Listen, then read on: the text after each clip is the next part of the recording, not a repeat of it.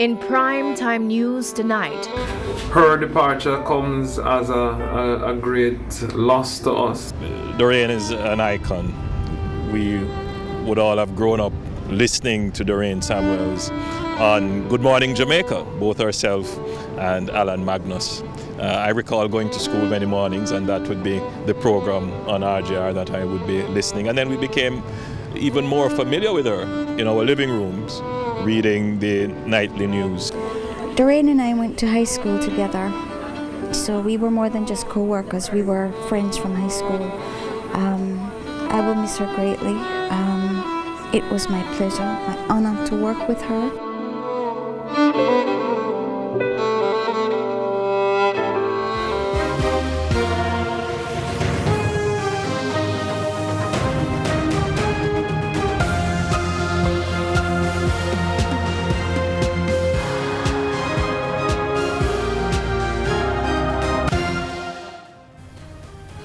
Good evening and welcome to Primetime News, on air and online at onespotmedia.com. I'm Herman Green. And I'm Janella Precious. Also this evening, the top business stories of the day, and Andrea Chisholm is here to give us a preview. Andrea?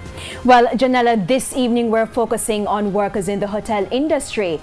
A major stakeholder is extremely concerned and calling for matters to be urgently addressed. Those details later in the business day.